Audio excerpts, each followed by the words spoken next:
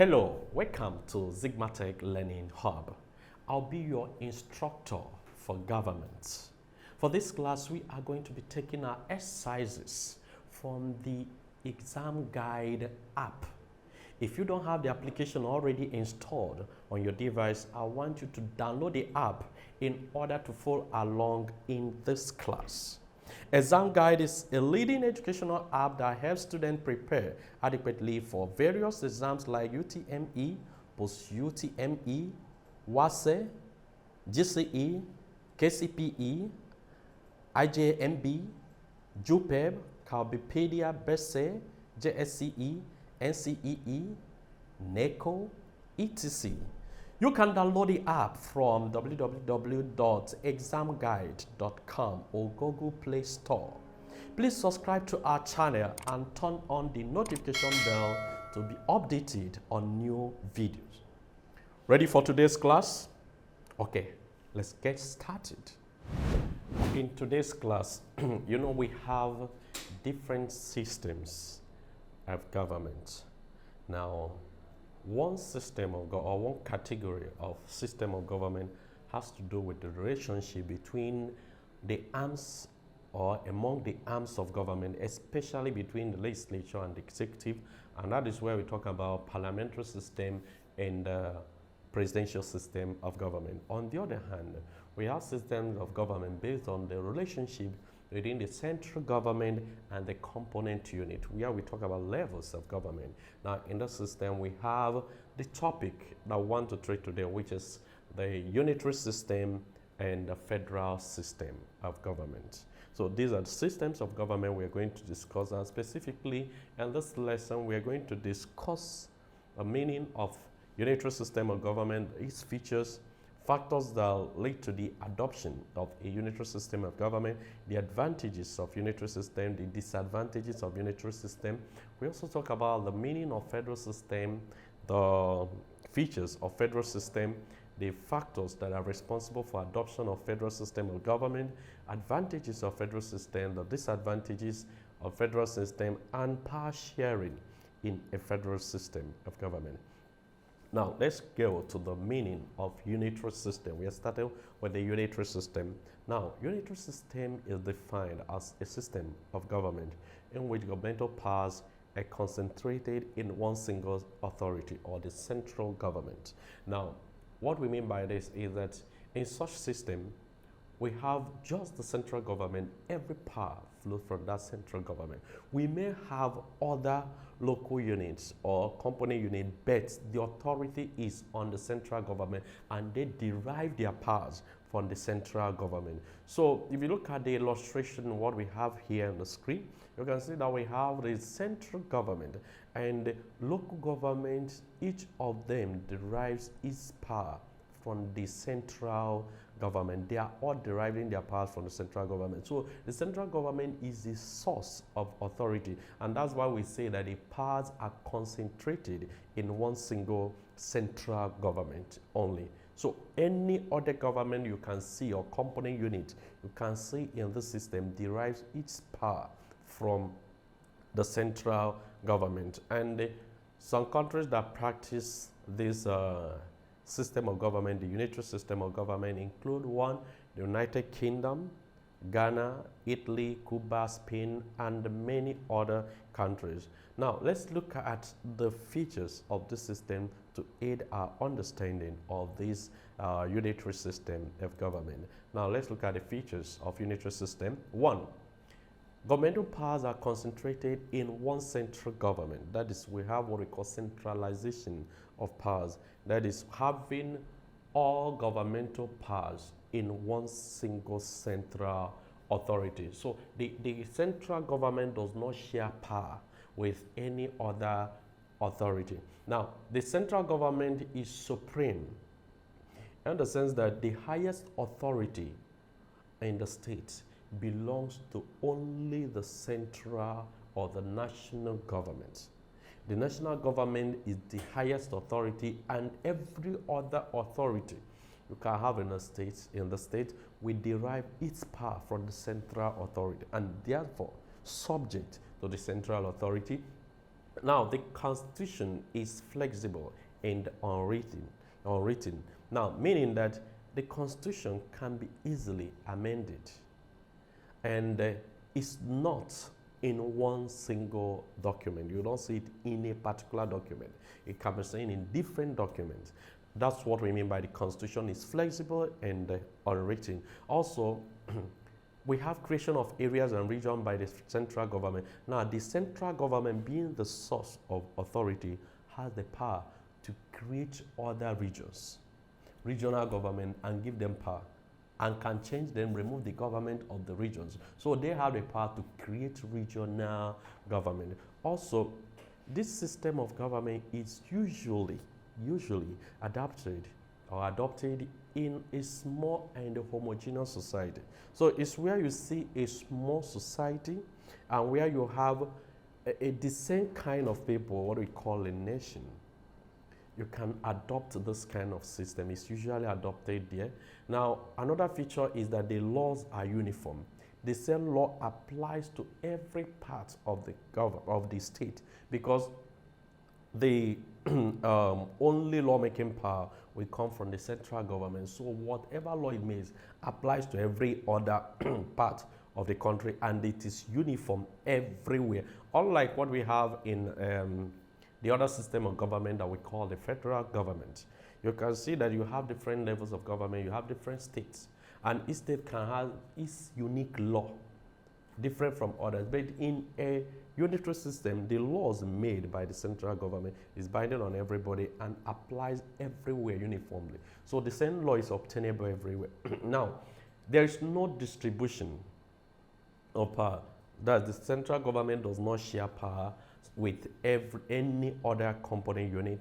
Also, the legislatures can alter the powers of regional government. Like we said, the legislature, that's the central government, creates regional governments and gives them power. Now, the central government also has the right and the power to alter, to change the powers of the regional government, being the creator of the regional government. Also, there is parliamentary supremacy. Now, the laws are made by the central government as the final law of the land. And that is why the parliament of the central government is regarded as supreme, because that's the source of every other power, every law that will be made in the state. Also, in this system, you have strong and undivided loyalty to the national government. The loyalty of the citizens in such state goes only to the central government and no other regional government. It goes only to the central government. Now, these are the features of a unitary system of government. So, for a better appreciation of unitary system of government, let's look at the conditions or reasons for the establishment of unitary system. That's condition or factors that can necessitate the adoption of a unitary system of government. One, the size of the state.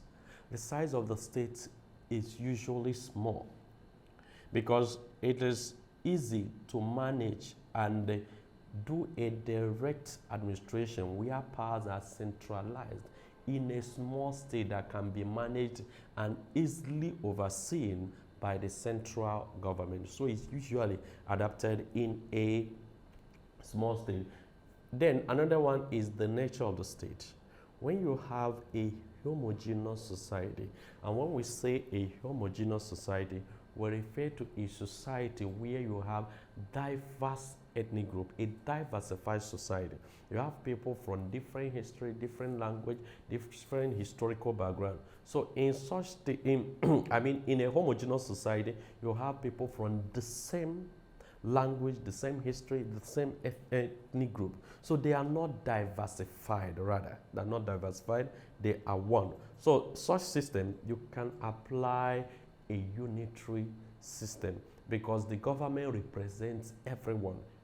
Also, when you have absence of minority groups on a state, you have absence of minority groups in a state, then you can talk about unitary system. The reason being that when you have absence of minority group, then there will be no fear of domination by one particular group or ethnic group. So when you have such system, you can adapt a unitary system because interest of everybody will be carried along or represented. Then when there is lack of marked economic inequalities, when you have it in a state that these people are not economically advantaged more than the others, if you have such system, you can practice a unitary system of government. But where you have marked economic inequalities may not really work because some part of the country may feel marginalized. Also, for security reasons, when country needs to build a very strong national government, bring the people in one particular government, under one particular government, and make them not to be loyal to any other government except the central government for security reasons, it can apply. Then political expediencies or emergency situations can also bring about a unitary system of government when you have political expediencies or emergency situation. Example, in Nigeria, after the first military coup that led to the emergence of Major General JTU Aguiyi as the military head of state of Nigeria, he looked at the current situation in Nigeria and promulgated his unification decree to bring Nigeria together. Then history of the people can also make them to decide that the best system of government, going by their history, especially when you're talking about a nation, it can lead to a unitary system of government. Then the need for uniformity in development, that is, no part will be more developed than the other because it is coming from one central authority administering every part of the country. When you have that need for even and uniform development, then unitary system may be the best option for such state. Then another reason is finance. Unitary system is cheap. So when the government is considering finance, the funding, the administrative cost of running the governance, to make it cheaper or cost effective, the best system of government is usually the unitary system of government because you don't have in that system duplication of offices at every level of government. So these are the conditions or reasons why countries can adopt a unitary system of government. Now let's look at the merits of unitary system of government or the advantages of unitary system of government, the importance of practicing such unitary system of government. One, it is easy to administer due to the size of the state. Remember, we say that this system is practiced where the state is smaller, relatively small. So when you have it, it is easy to administer the state that is small. Also, it is less expensive. Less expensive in the sense because we have just the central government, we don't have duplication of offices at every level of government. And the central government is the only source of authority. So you spend more only on the central government. So it is less expensive. Now, there is quick decision making in a unitary system of government because you have just one source of authority. So there is no need to consult other sources of authority. You have just one source, and that one source, the central government or the national government, can take decision and it is final.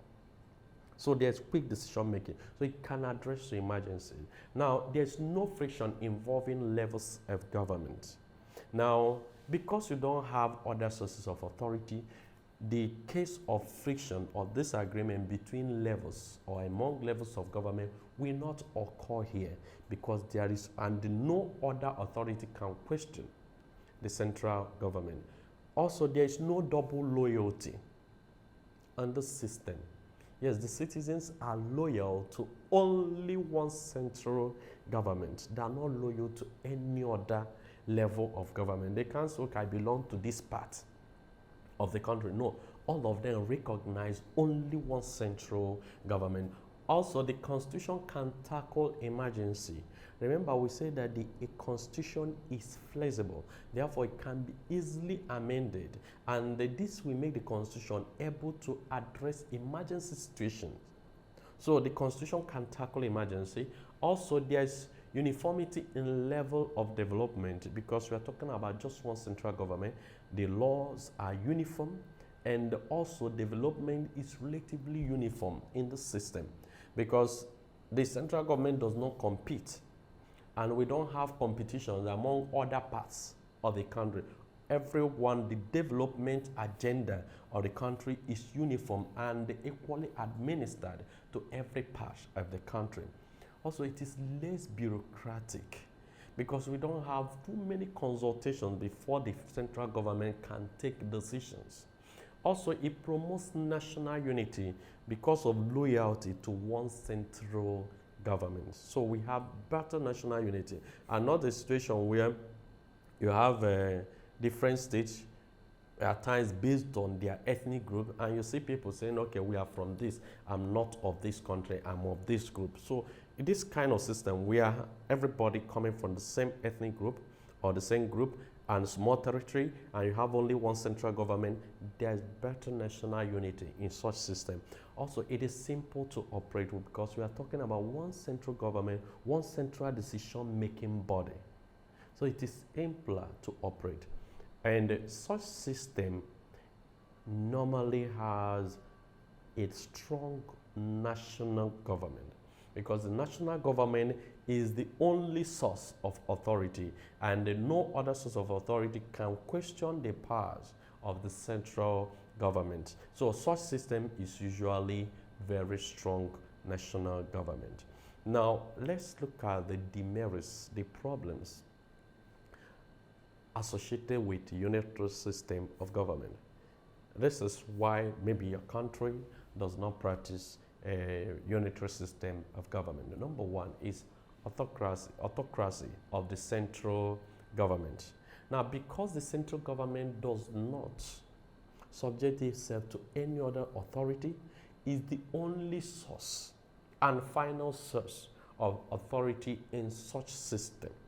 Now, this central government, because it has so much power and does not share power with any other authority, can become autocratic, can become high-handed, because they say power corrupts, absolute power corrupts absolutely. So it can actually definitely, in most cases, lead to autocracy and dictatorship from the central government.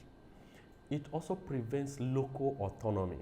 There's independence of these local areas to be able to manage their affairs in their own way and based on their peculiarities. So such system prevents the local areas from managing their affairs in their own way and based on their peculiarity. Because at times, the federal government can make policy that does not suit that locality based on their own uniqueness. Then another problem associated with unitary system of government is lack of initiative and participation of the grassroots people. Now, because the grassroots people are not given the free hand, the local people are not given the free hand to run their own government. Now, they may lack initiative in government and they may not actually participate in the governance of their state.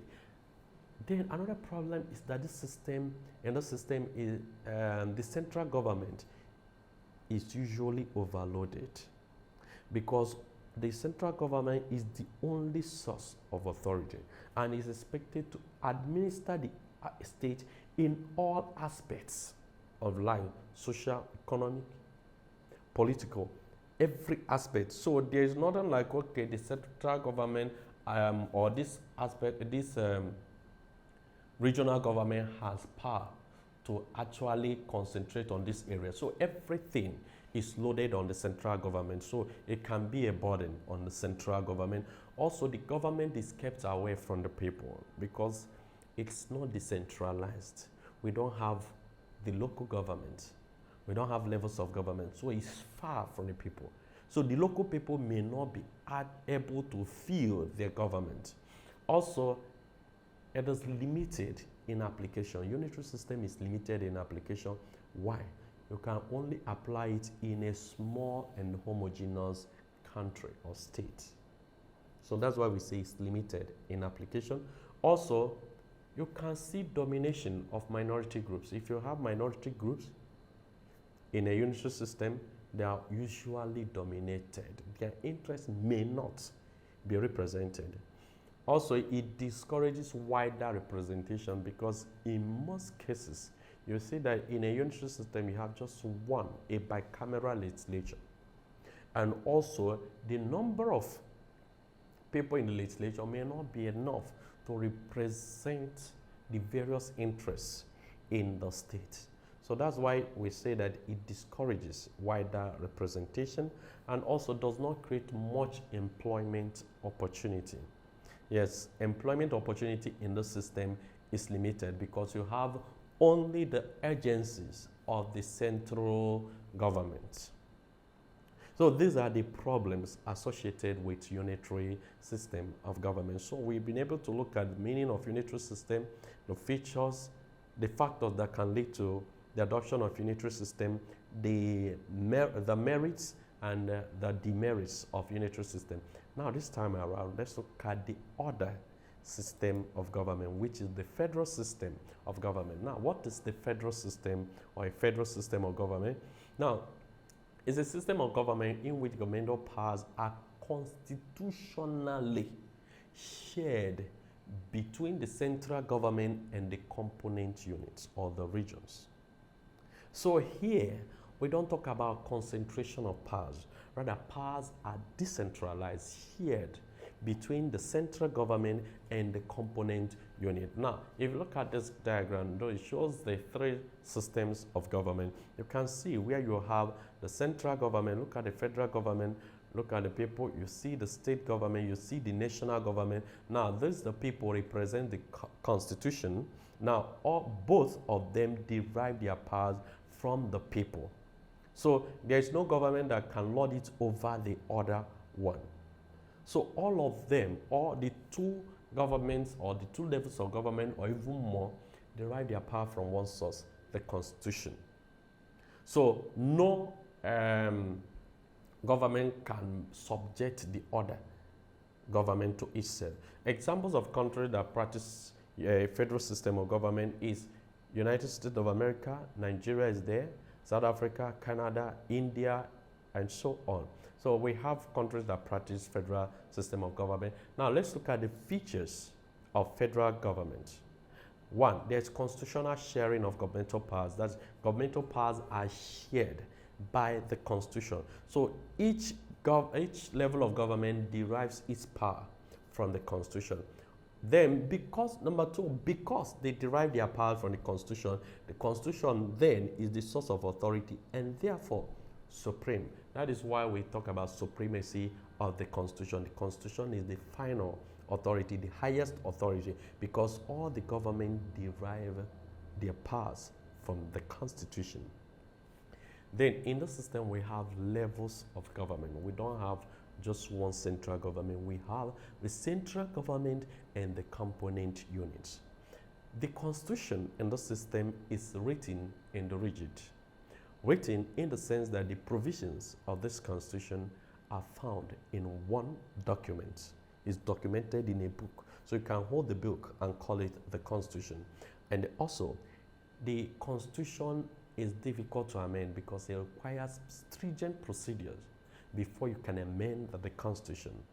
Then there is usually a bicameral legislature, that is two-chamber legislature. You have the upper house and the lower house. In the upper house, usually the Senate, you find out that there is equal representation. Example, in Nigeria, you see that the Senate, every state is represented by 3 persons. Equal representation in the upper house. Now, the lower house is usually based on population of different parts of the country. Also, different levels of government derive their powers from the Constitution, as we've explained. Now, there is duplication of arms of government at all levels. What do we mean by this? Now, if you come to the national government or the central government or the federal government, you will see the legislature, executive, and the judiciary. In Nigeria, the National Assembly, the Federal Executive Council, you see the Supreme Court. Now, if you come to the state level, you also see the legislature, the executive, and the judiciary. So you see that the arms of government are duplicated at all levels of government. Also, the Supreme Court serves as, it performs what we call judicial review, final interpretation of the Constitution.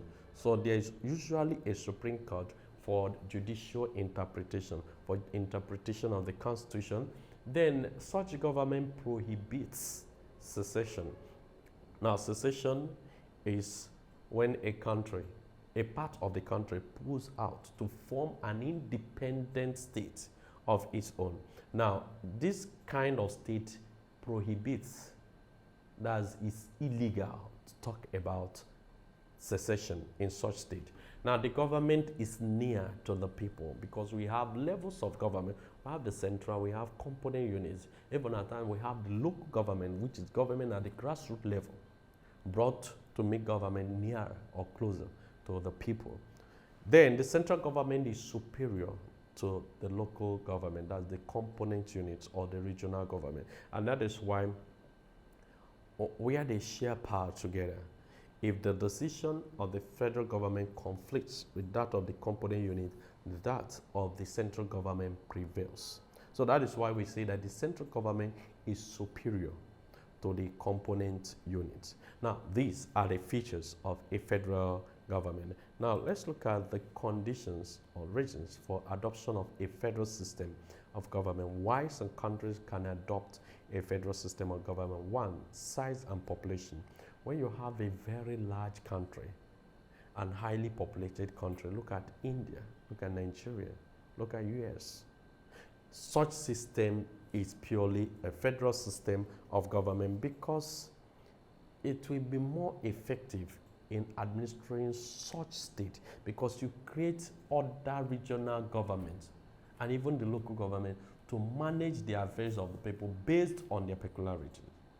Now, fear of ethnic domination. When you have a situation where you have different ethnic groups and some groups feel that they are the minority and they can be dominated in the polity of the state and their interests not represented. Of course, when you have such system, the best is to enthrone a federal system of government. If you have a heterogeneous society made up of diverse people from diverse ethnic origins, if you have that, the best system of government is federal system of government so that you can have local autonomy and those people from diverse ethnic origin can have their own government that will manage their own things in their own unique ways, their affairs in their own unique ways. Also, where you have fear of minorities, you have minority groups, they are afraid. Then the best way to secure them or to allay that fear, then give them a federal system of government for security reasons. That is why America had to move from confederal to federal for security reasons and to bring people together very well. You talk about federal system of government. Now, for geographical proximity, when you talk about geographical proximity, when you are dealing with areas that are close to each other, then you can federate them because federation is about unity in diversity. To federate is to bring together things that are diverse. So you can federate these areas that are close to each other. That is geographical proximity. Also, the need to bring government nearer to the people so that the people can easily access their government and have a feel of government and also participate in the affairs of their state can actually make a country to adopt a federal system of government. Then the need to preserve local autonomy and differences. Now, you know, this kind of state is usually where you have diverse ethnic groups. And this ethnic group, they have their history, they have their own uniqueness. So it is always very important to allow them to have some degree of independence in managing their affairs. So the need to still maintain this local autonomy and traditions of the people, despite bringing them together, can lead to the establishment of a federal system of government. Now, let's look at the merits, the advantages of a federal system of government. One, it brings about political unity among people of diverse ethnic origin, because it is usually applied where you have people from diverse ethnic origins. So it brings about their political unity, bringing them together. It reduces fear, that's alleged fear of ethnic domination. It does this fear of domination by one particular ethnic group, because every ethnic group, most ethnic group, we have that level of autonomy in managing their own affairs, and also there will be better representation of every part, every ethnic group in the state. Also, it brings about national security. The country is more secure by tapping from the strength of all these ethnic groups, because this country, we have the advantage of having better human and natural resources. All it takes to actually secure itself. Then there is healthy competition, because this diverse or regional government will indulge itself in competition. They'll go into competition as to which one will be more developed. So there could be development. Healthy competition that will bring about national development. There will be more employment opportunities, because you have a situation where you have different ethnic groups. I mean, you have a situation where you have duplication of the arms of government, you have the different levels of government, and they have their agencies around. So more employments are given in the system. Also, it brings government nearer to the people. People can access, because at times you have local government. Also, it brings about wider and greater participation. People participate better in the system. Also, it caters for local differences, because each part has degree of autonomy and independence in managing their own peculiarities in their own unique ways. Also, there is protection of human rights due to supremacy of the Constitution, because the Constitution is rigid, human rights are enshrined in the Constitution, and the Constitution is supreme. So human rights are better protected in the system. Then there is usually a powerful nation usually emerges from such system of government. Look at the population, look at the size of the country, look at the people that make up the country. Such nation is usually powerful. It discourages concentration of power by lessening the burden of the central government. So it does not encourage that concentration of powers at the central government. Rather, it lessens that burden from the central government, so that the regional government can manage certain aspects of administration. Then it promotes local participation. The local people can participate in the affairs of their state. Now, let's look at the demerits, the problems associated with federal system of government. At times, you can have what they call interstate friction or inter-regional friction. That's the disagreement between one region and the other. At times, they can go to court to settle their differences. So there is usually this, at times it could be boundary dispute. And at times this boundary could be who will control the resources in this area. So there is usually this interstate friction between one state and other in the federal government. Also, it is very expensive to operate. This is because you have duplication of offices of both the central government. You have duplication of offices at the central level, at the regional levels. There's usually threat of secession. Even though this system of government prohibits secession, no part of the country should pull out to form independent state, but because it is made up of people from diverse ethnic groups, when one feels marginalized, that one will threaten to pull out of the country. Also, there is problem of revenue allocation, because it's a central factor in a federal system. How do we share the income of the country? So how to share it? In most cases, you see that there is no acceptable formula for sharing the resources of the country. So it's usually a problem. Ethnic and sectional consciousness can be their problem. We are one part of the country, we think of, hey, I'm of this ethnic group, not of the country. People identify themselves with their ethnic group rather than with the country. So that consciousness will always be there, and it's a threat to national unity.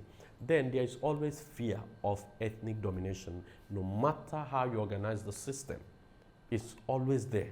Whenever a particular ethnic group feels that another ethnic group is doing better in the system, of course, it will fear. It will not be comfortable. Also, there is delay in decision making because there is wider consultation. One, the constitution is rigid and requires special procedure for amendment. Also, in some cases, you have to consult the regional government. So the central government cannot take certain decisions alone without consulting with the regional governments. And with that, you see there is delay in decision making. Also, there is problem of dual loyalty. People identify themselves and loyal to a government, their regional governments, like state government. Then at the same time, loyal to the national government. So such dual loyalty is a problem in a federal system of government. Also, it cannot cope with emergencies in most cases because of the procedure necessary for amending the constitution, which is rigid in nature. Then census can be a problem because census in this kind of state in many cases determine the allocation of revenue, the population or the parts. We determine the revenue that will go to that part of the country. Now, the problem is that in most cases, each part will want to have the highest number of population, and as a result, you see rigging, irregularities in census. Then there could be frictions among levels or between levels of government, between disagreement between the central government and the component units can always be there. So these are the problems, these are the demerits of federal system of government. Now let's look at division of powers in a federal system of government, how powers are divided. Number one, there's what we call exclusive lists or exclusive legislative lists. Now, we refer to this as the areas and jurisdictional powers of the central government or the federal or the national government alone to legislate. Now, these are the areas that only the central government can make laws on. No other level of government has the power to actually make policies, decisions, and laws in this area. So these areas are in administration of the country are in the hand of only the central government. Number one, defense. Examples of these areas, defense, that's maintenance of the armed forces. Police, like in Nigeria, the police is under the federal system, under the federal government. International relations, maintaining relations with other countries, as the central government alone. Aviation, central government in many countries. Currency, central government alone. Printing, minting of currency, central government. The CBN, that's central bank. It's usually a central bank of Nigeria, like the case of Nigeria, the central government alone. Elections, central government. National honors, to give national honors to deserving citizens, central government. Bank, census, citizenship, custom and excise duties, deportation. All these and more are under what we call the exclusive list. Only the central government can handle matters on these areas. Now, there's also the second one is what we call concurrent list. Now, these are areas both the central and regional or state government share powers, and both can make laws that legislate on these areas. Now, you have education. That is why in a federal government, you see at the federal level, we have Federal Ministry of Education. State level, you have State Ministry of Education. The same applies to agriculture, works, transportation, health. So these are the areas both the federal and state can make laws on them. Now, but wherever their laws conflict, that of the federal prevails. Now, we have the residual list. Now, the residual lists are the areas and jurisdictional jurisdiction exclusive for only the regional or the state government alone. Example, chieftaincy, maintenance of motor parks, markets, etc. Now, these are the areas that only the state government, the regional government, the federal government does not have, or the central government has no power or no decision in this area. Now, let's conclude by looking at the differences between the unitary system and the federal system of government. Number one, in a unitary system, you have centralization of powers. Powers are centralized in one single authority. In a federal system, we have decentralization. Powers are shared in, between or among different authorities. In unitary system, we have supremacy of the central government because that's the only source of power. While in federal system, we talk about supremacy of the constitution because the constitution is the only source of power. All the government derive its power or their powers from the constitution. Also, in a unitary system, you see unwritten and inflexible constitution. The constitution is unwritten and flexible, while in a federal government, the constitution is written and rigid. Unitary system is usually found in small and homogeneous societies, while a federal system is usually found in large and heterogeneous societies. We've explained this.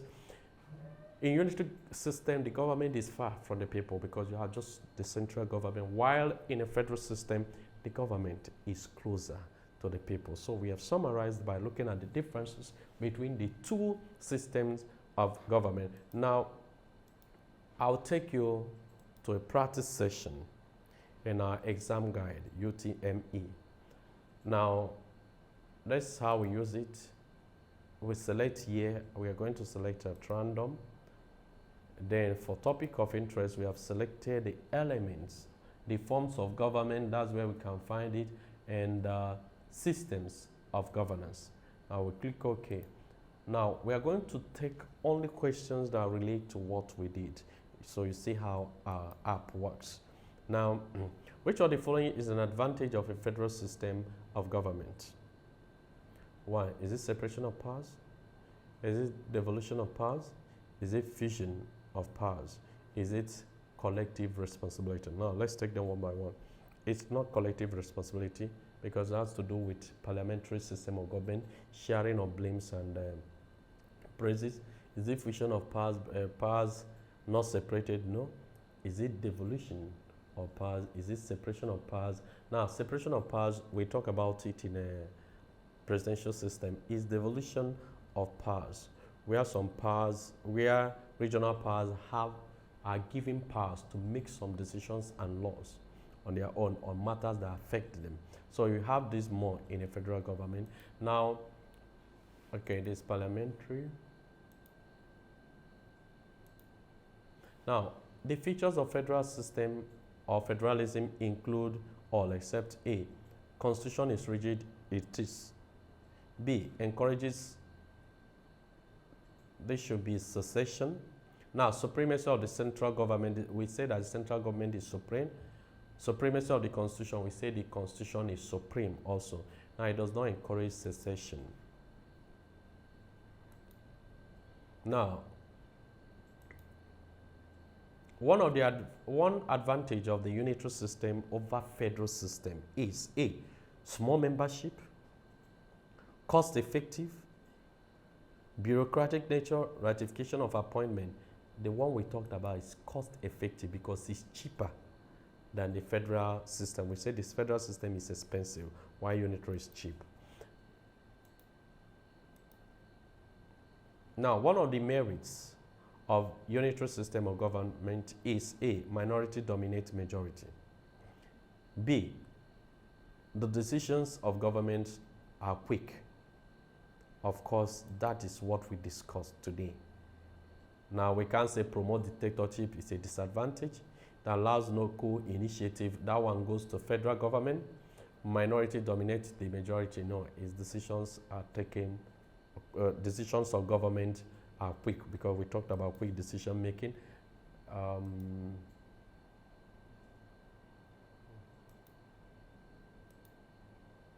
In a federal system, let's take the last one. In a federal system, the essence of specifying the constitutional relationship between the central and the constituent unit is to. That's why we talked about sharing of powers. Now, avoid functional conflict. Is it B, ensure superiority of the center? No. Is it C, guarantee political autonomy? No. Is it D, diffuse political power? Is avoid functional conflicts. Thank you for participating in today's class. You can practice more questions using the ExamGuide app. The app scores and gives a detailed explanation of all questions at the end of your practice tests. You can learn a particular topic of interest with different modes like study mode, mark mode, and the practice mode. It also has other features that make learning fun. It is a must for all serious students. Download from www.examguide.com if you don't have it yet. See you in the next class. Don't forget to subscribe to our channel, hit the notification bell, and share the video.